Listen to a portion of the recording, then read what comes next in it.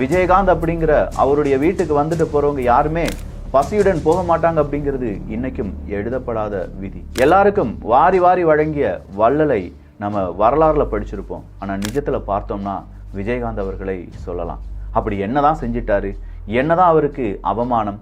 விஜயகாந்த்கிட்ட கேட்குறாங்க, நீங்க எப்படி இவ்வளவு பெருசா வளர்ந்தீங்கன்னு. அதற்கு நான் காரணம் கிடையாது, இன்சல்ட் அப்படின்னு சொல்லுவாங்க பார்த்தீங்களா, அதுதான் காரணம் அப்படிங்கிறார்.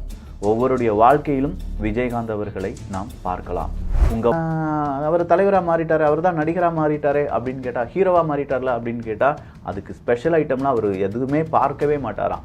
அந்த மனுஷன் என்ன சாப்பிட்றாரோ அந்த செட்டில் எல்லாருமே அதான் சாப்பிடணும்.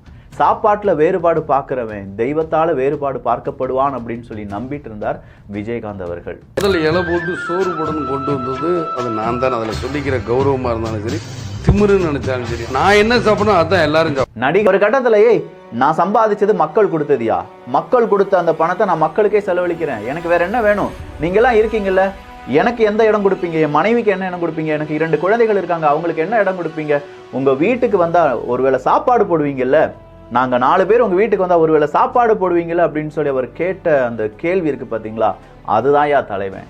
சம்பாதித்த சம்பாத்தியம் அல்ல அங்க பிரச்சனை, நான் சம்பாதித்ததை மக்களுக்கு கொடுக்குறேன், மக்கள் என்னை பார்த்து கொள்வார்கள் அப்படின்னு சொல்லி கர்ஜித்த ஒரே ஒரு சிங்கம் விஜயகாந்த் அவர்கள்.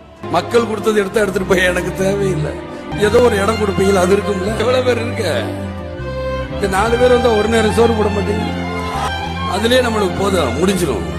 இத்தனை பேர் வீட்டுக்கு நான் போயிட்டு வரக்குள்ள முடிச்சேன். என்னையா காசு காசு காசு பணம் படப்புவாங்கயா நீங்களும் உங்க காசு.